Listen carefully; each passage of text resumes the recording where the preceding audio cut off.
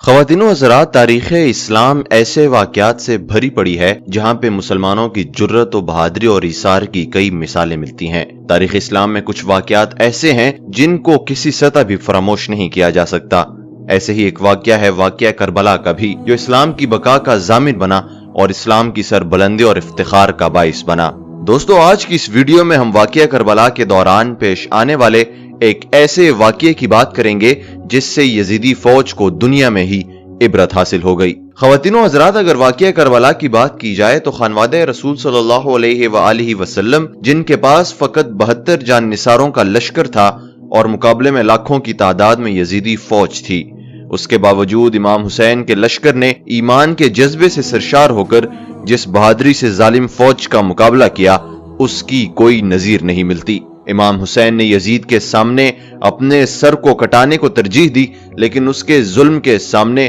سر کو جھکایا نہیں، اور یہی سر جب نوکے نیزہ پہ بلند ہوا تو دنیا کو یہ پیغام دیا کہ اگر ایمان کا جذبہ ہو تو چاہے لاکھوں کا مجمع بھی سامنے کیوں نہ ہو، تم فقط 72 ہو کے بھی غالب آ سکتے ہو اور ہمیشہ سرخرو رہو گے، کبھی شکست کا سامنا نہیں کرو گے۔ دوستو، اس واقعے پہ مزید بات کرنے سے پہلے آپ سے یہی ریکویسٹ ہے کہ اگر آپ نے ہمارے YouTube چینل کو ابھی تک سبسکرائب نہیں کیا تو اسے ابھی سبسکرائب کر کے بیل آئیکن دبا دیں تاکہ آپ ہمارے چینل سے جڑے رہیں اور ایسے ہی ایمان افروز واقعوں، قصوں، خبروں اور کہانیوں سے مستفید ہوتے رہیں اور تاریخ اسلام کے متعلق اور مزید جاننے کا آپ کو موقع ملتا رہے۔ دوستو، واقعہ کربلا یا واقعہ عاشورہ سن 61 ہجری کو کربلا میں پیش آنے والے اس واقعے کو کہا جاتا ہے جس میں امام حسین اور آپ کے اصحاب یزید کی طرف سے بھیجے گئے کوفیوں کے ایک لشکر کے ساتھ جنگ کرتے ہوئے شہید ہوئے۔ واقعہ کربلا مسلمانوں کے لیے ایک دل خراش ترین اور سیاہ ترین واقعہ ہے۔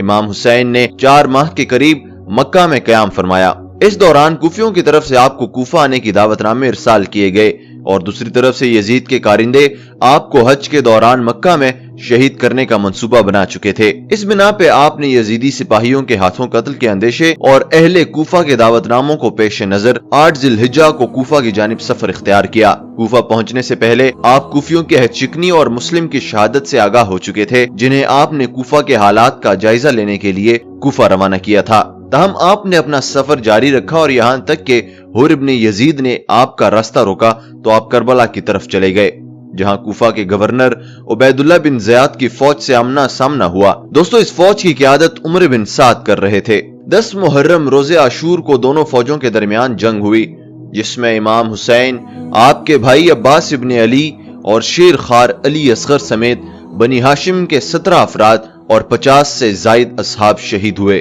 بعض مقتل نگار شمر بن ذل جوشن کو امام حسین کا قاتل قرار دیتے ہیں اور عمر بن سعد کے لشکر نے اپنے گھوڑوں کی سموں تلے شہیدوں کے اسجاد کو پامال کیا۔ روز عاشور عصر کے وقت سپاہی یزید نے امام حسین کے خیموں پر حملہ کر کے انہیں نظر آتش بھی کر دیا۔ دوستو، لیکن واقعہ کربلا میں عذاب الہی بدبختوں سے دور نہیں رہا، بلکہ کھل کر انہیں یہ نشانیاں دکھائی گئی تھیں کہ وہ آپ رسول صلی اللہ علیہ وآلہ وسلم کے ساتھ ماندانہ رویہ رکھنے اور ان پر ظلم کرنے سے باز آ جائیں، لیکن وہ قوم دنیاوی جاہ و جشم کے لالچ میں گستاخیوں پہ گستاخیاں کرتے رہے اور اللہ کے عذاب کو بھلا کر دنیاوی جاہ و جشم میں مصروف رہے۔ دوستو، اللہ تعالیٰ نے اپنے بندوں کو یہ اعزاز فضیلت عطا فرمایا ہے کہ ان کے ذاتی استعمال کی اشیاء بھی پاک ہوتی ہیں اور ان میں بھی فیوز و برکات شامل ہو جاتے ہیں کہ جب کوئی فاسق ان کو استعمال کرنا چاہتا ہے تو ان میں قرابت پیدا ہو جاتی ہے اور وہ اس کو استعمال نہیں کر پاتے۔ دوستو، امام ابن حجر عسقلانی اور امام بہقی نے اپنی کتب میں لکھا ہے کہ شہادت امام حسین کے دن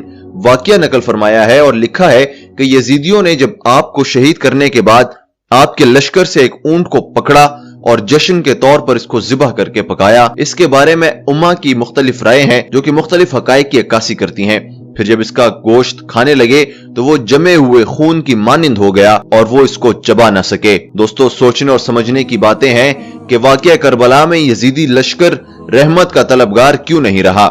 وہ امام علی مقام کی نسبت سے جڑے جانوروں اور اشیاء ضروریہ کو بھی اپنے استعمال میں لانے سے قاصر کیوں رہا اور اس پر عذاب کی نشانیاں کیوں کر ظاہر ہوتی تھیں؟ دنیاوی تم میں اندھے اور فاسق لوگ در اصل نعمتوں کے حقدار نہیں ہوتے کیونکہ ان کے دلوں کو اللہ پاک نے نور کی نعمت سے منور نہیں کیا ہوتا اور وہ ہر انسان کے لیے عبرت کا نشان تھے۔ جو بھی آل محمد پر ظلم کرے گا وہ آخرت میں تو جہنم میں جلے گا، دنیا میں بھی اس کو سزا ملے گی۔ دوستو، کربلا کا یہ واقعہ تاریخ اسلام کا بڑا افسوسناک حادثہ تھا۔ اس واقعے کی خبر اللہ نے حضور صلی اللہ علیہ وآلہ وسلم کو کر دی تھی۔ چنانچہ روایات میں آتا ہے کہ حضور صلی اللہ علیہ وآلہ وسلم نے اپنی زوجہ حضرت ام سلمہ رضی اللہ تعالی عنہا کو ایک شیشی میں کچھ مٹی دے کر فرمایا تھا کہ یہ اس جگہ کی مٹی ہے جہاں میرے نواسے کو شہید کیا جائے گا، جب وہ شہید ہوگا تو یہ مٹی خون کی طرح سرخ ہو جائے گی۔ کربلا کے واقعے کے وقت حضرت ام سلمہ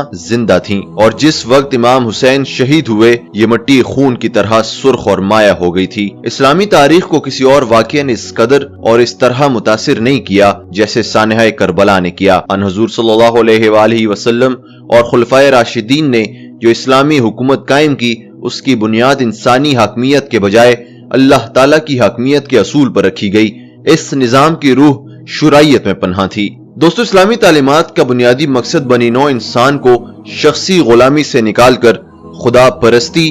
حریت فکر، انسان دوستی، مساوات اور اخوت و محبت کا درس دینا تھا۔ خلفائے راشدین کے دور تک اسلامی حکومت کی یہ حیثیت برقرار رہی۔ یزید کی حکومت چونکہ ان اصولوں سے ہٹ کر تھی اور ایک شخصی بادشاہت کے تصور پہ قائم کی گئی تھی، لہٰذا جمہور مسلمان اس تبدیلی کو اسلامی نظام شریعت پر ایک کاری ضرب سمجھتے تھے۔ اس لیے امام حسین محض ان اسلامی اصولوں اور قدروں کی بقا و بحالی کے لیے میدان عمل میں اترے۔ رائے حق پر چلنے والوں پر جو کچھ میدان کربلا میں گزری وہ جور جفا،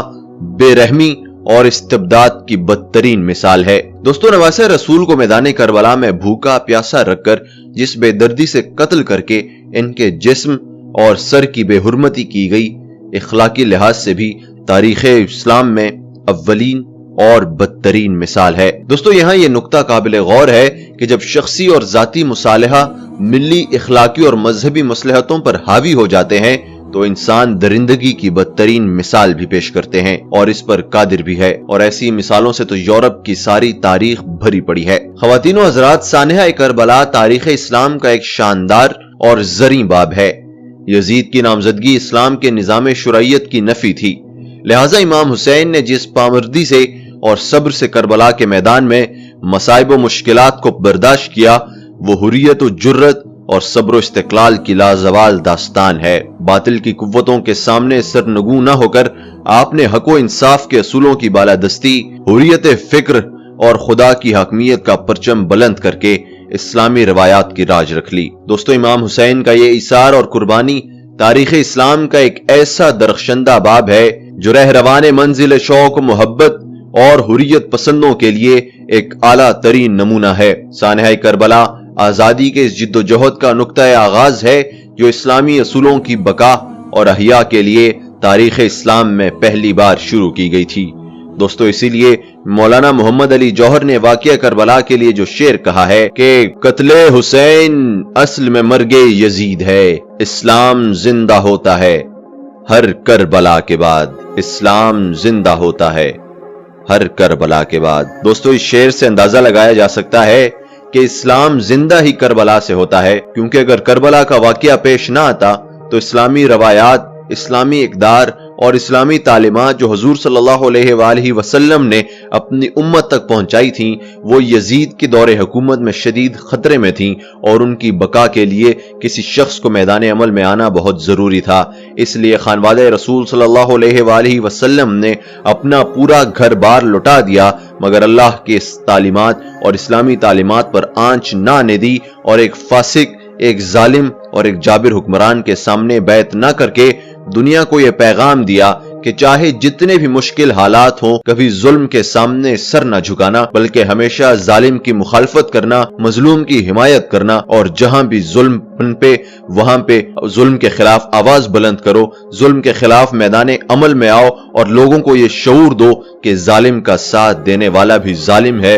اور مظلوم کا ساتھ دینے والا بھی اللہ کی مہربانی اور اللہ کی رحمت کا حقدار ہے۔ دوستو، امید کرتا ہوں آج کی یہ ویڈیو آپ کو پسند آئی ہوگی اور آپ نے اس ویڈیو سے امام حسین کی بہادری، جان نثاری اور اللہ کی تعلیمات کی حفاظت کے لیے جو ان کا جذبہ تھا اس سے ضرور سبق حاصل کیا ہوگا، اور آپ بھی ظالم کے سامنے ڈٹ کر मुकाबला करने का जज्बा रखते होंगे। अगर आपको ये वीडियो पसंद आई है तो इसको लाइक करना बिल्कुल ना भूलिएगा। नीज अपने तमाम दोस्त अहबाब के साथ शेयर कीजिए। Social media, Facebook, Twitter, WhatsApp पे इस वीडियो को ज्यादा से ज्यादा शेयर करें ताकि इमाम हुसैन की तालीमात और उनकी कुर्बानी का किस्सा हम आम कर सकें। दोस्तों, उम्मीद करता हूं कि आपको ये वीडियो पसंद आई होगी, इसलिए हमारे चैनल को सब्सक्राइब करना बिल्कुल ना भूलिएगा। इंशाअल्लाह आपसे मुलाकात होगी एक और वीडियो में। तब तक के लिए मुझे दीजिए इजाजत। अल्लाह निगहबान।